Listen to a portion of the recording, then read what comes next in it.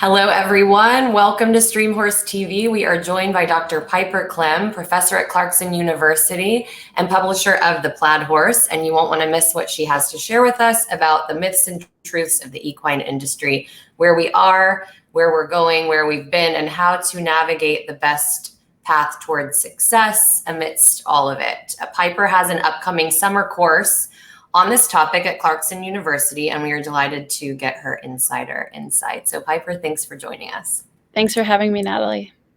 Absolutely. I'm so glad to jump into this. So history, culture, industry, evolution.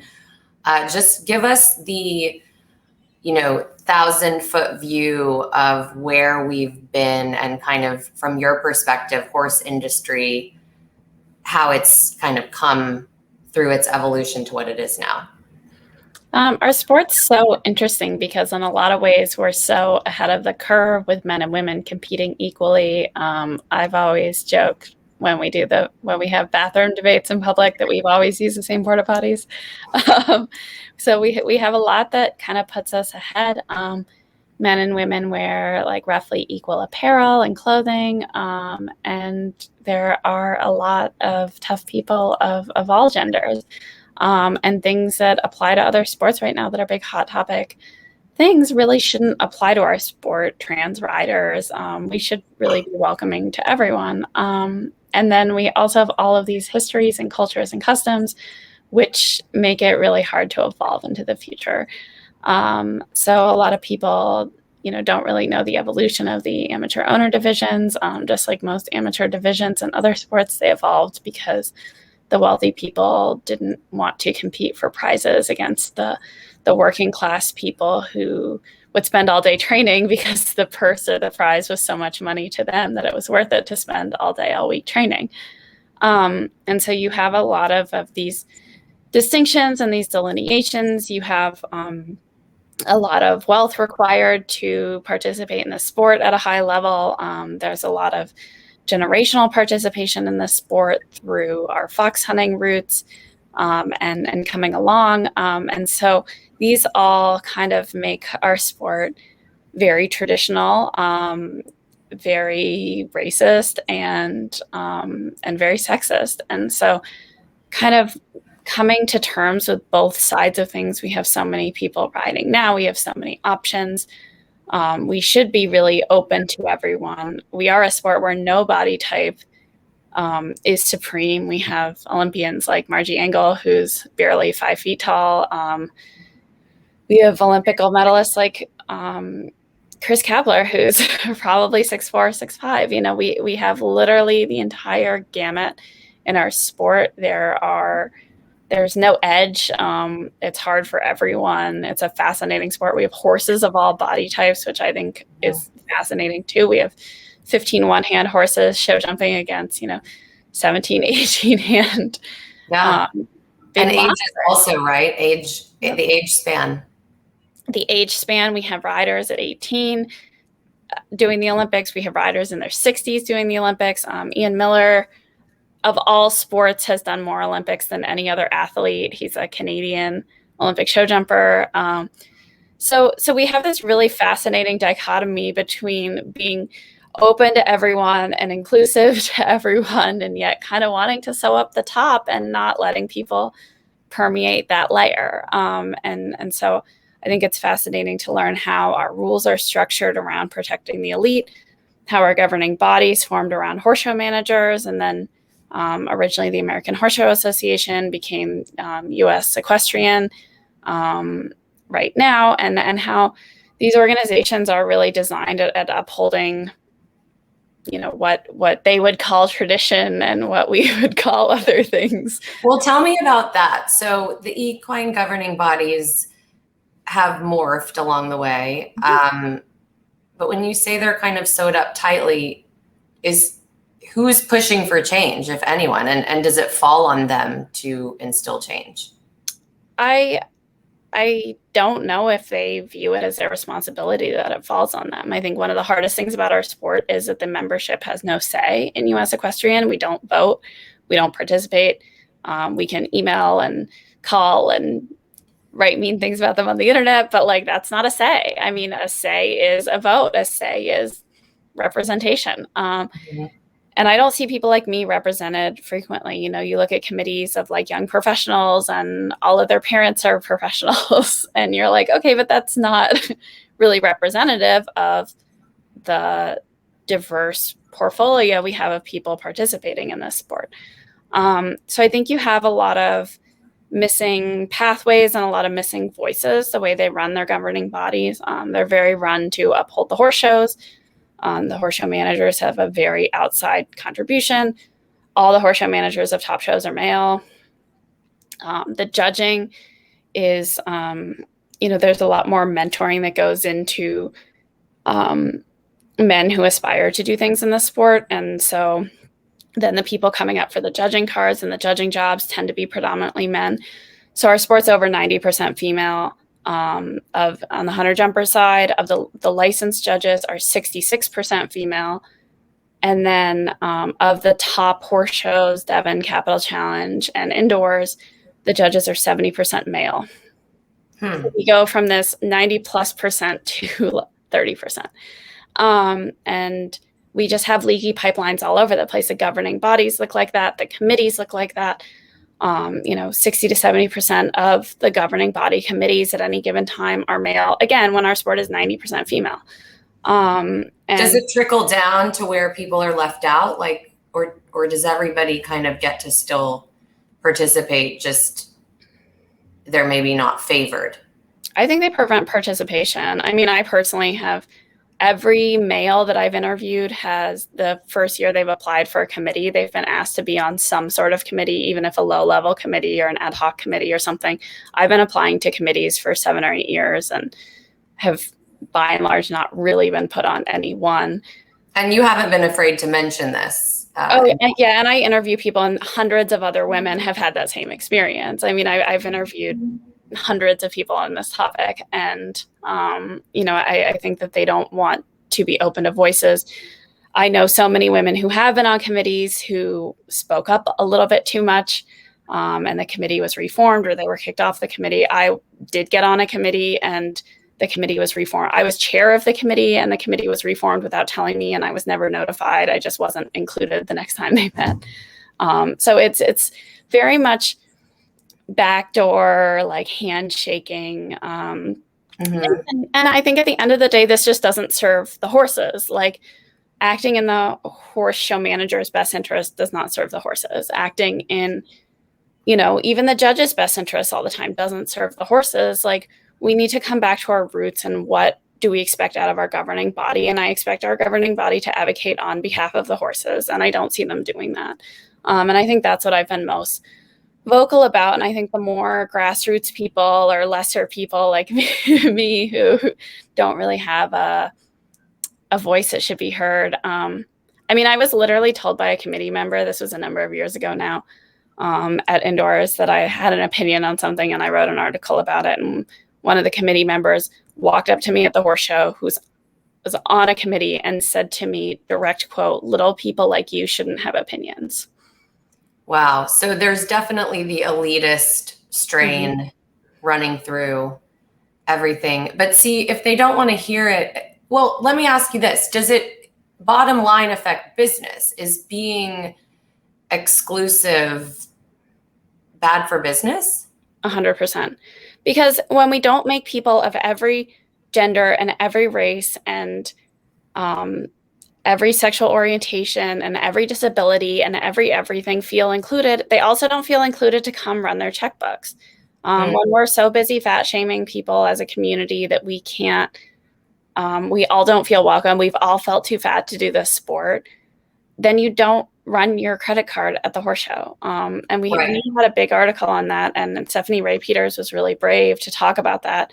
She took her 6 horses down to thermal one year and didn't show and sent them home because she felt so much shame about being at the horse show and being overweight and coming back from medical issues and didn't feel welcome, and then went home. And you think about the reverberating effects of not being included.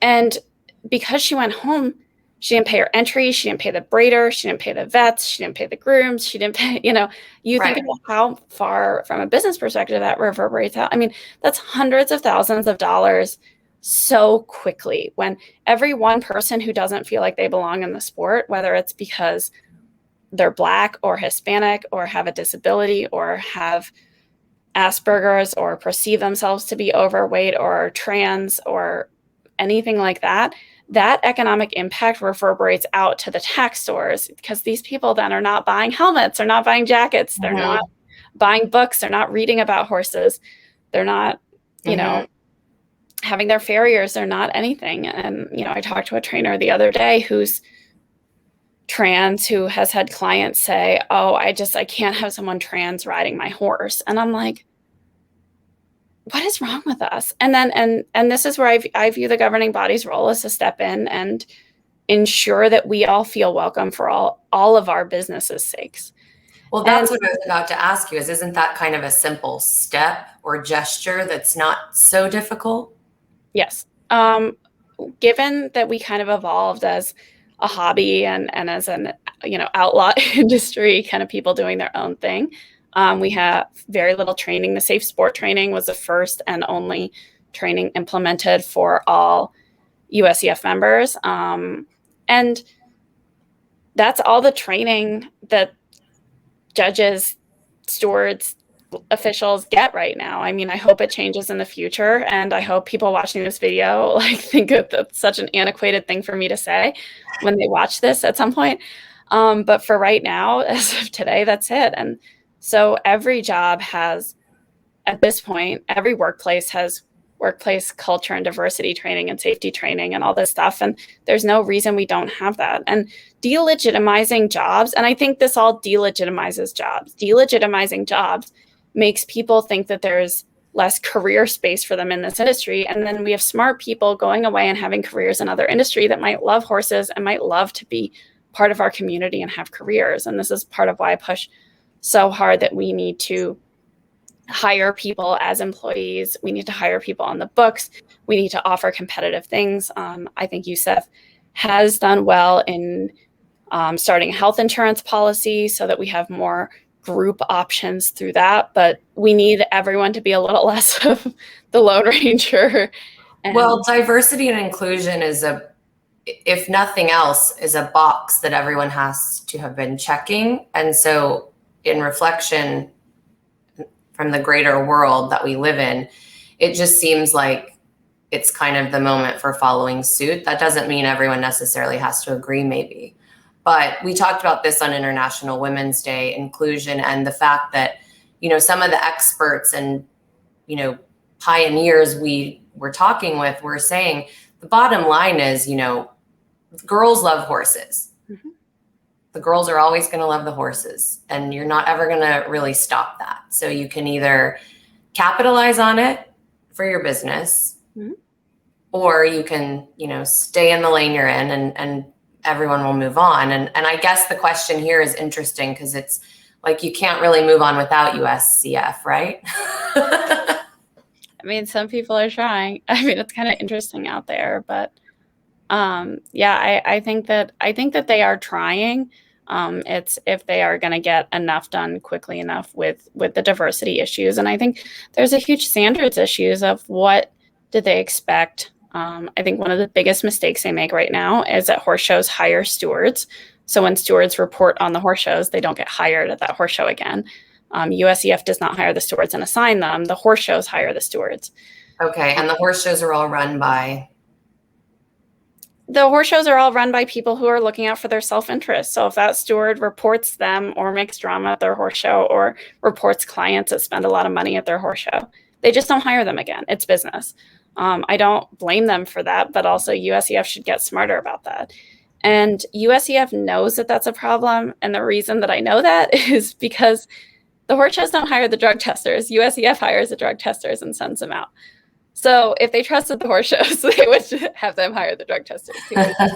Right. So yeah. What else can everyone do? What can the general community do? I mean, sounds like it's like writing a letter to your senator.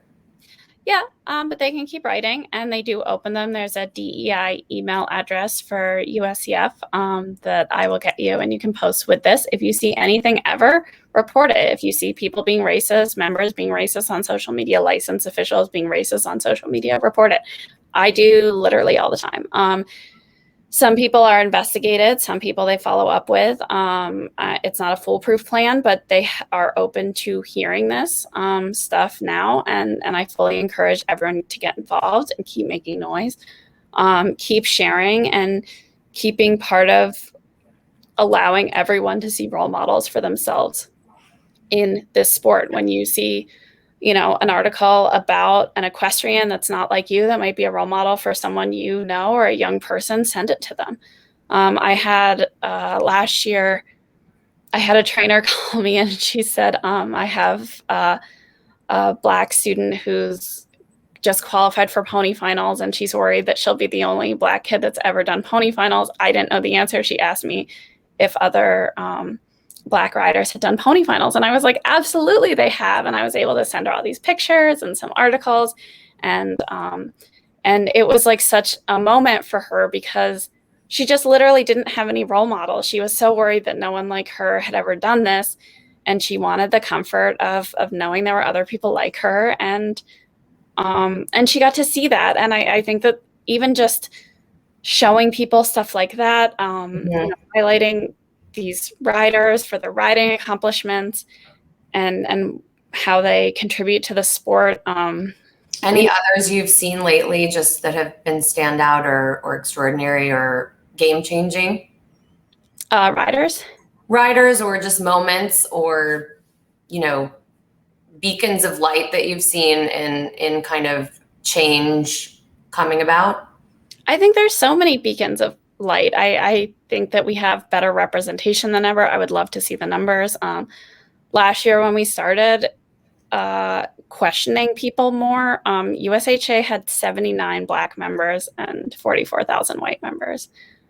Like it's grim, but it also means when it's that grim that if we can have one person, 5 people feel more comfortable, it changes the numbers, it changes the stats. And so I think that we're seeing so much more media representation than ever before. We're holding ourselves way more accountable than ever before. I had been really focused on feminism and really focused on weight shame and a few other kind of narrow tracks. I had not opened my lens to being anti-racist until probably about last June.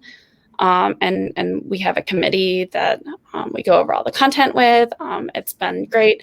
All the other equestrian publications have been including more diverse content. So I think so much good is happening. I think people are speaking up. I think people are feeling comfortable speaking up. We just cannot fatigue fighting, and we cannot stop until people are in management and leadership positions that represent all facets of the sport, and we're still a long way from that. Right, and it's that funnel where it's like the leadership and the funnel, and there's a lot of people trying to break through, but it's a crowded area, congested area to get through to the top. And in closing, just since you've studied this so much, just curious, what was the reasoning that everything was built this way? Was it just always an elitist culture? A lot of it, generations.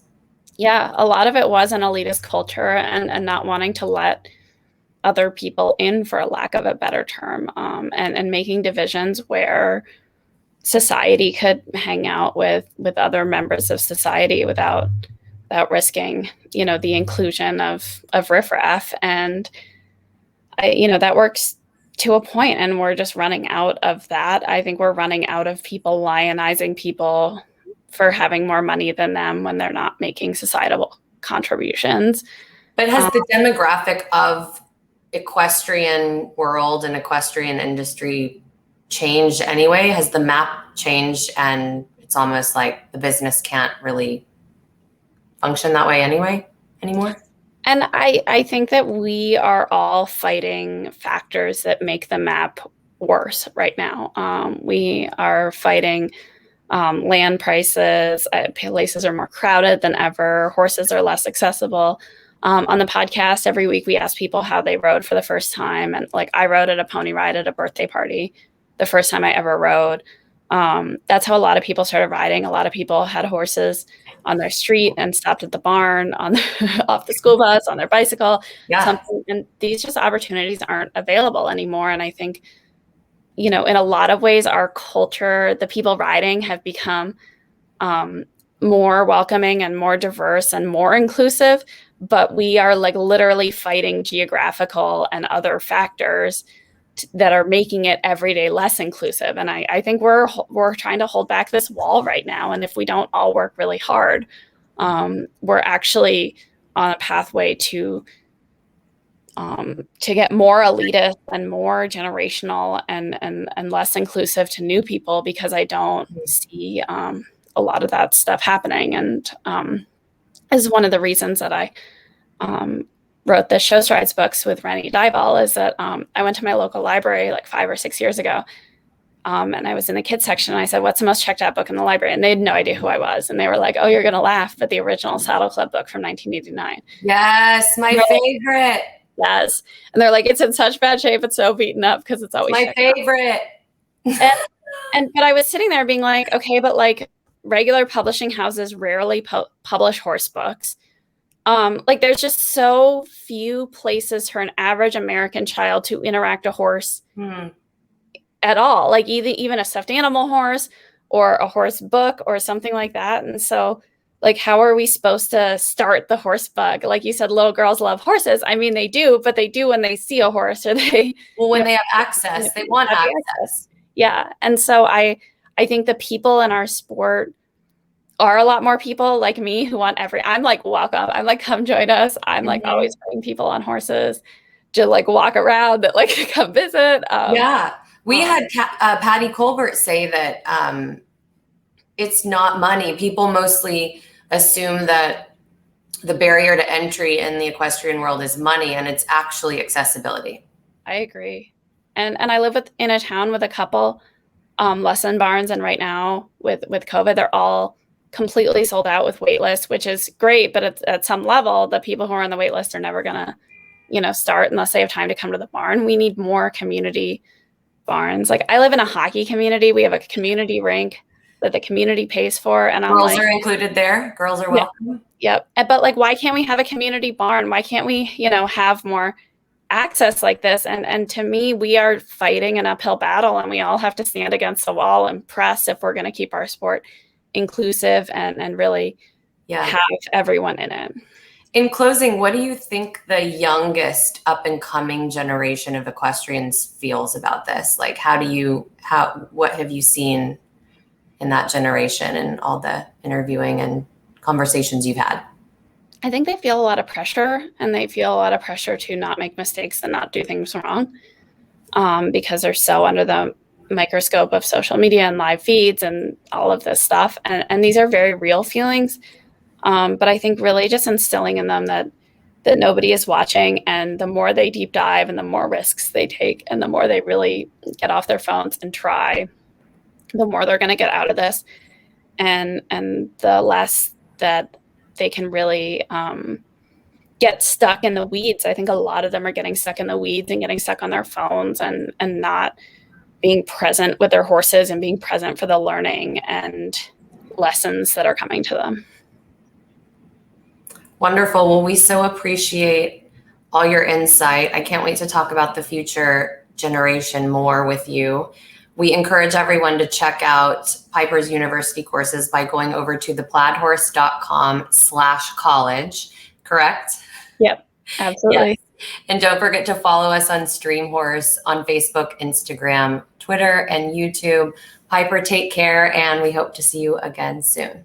Thank you, Natalie. Thank you. Take care.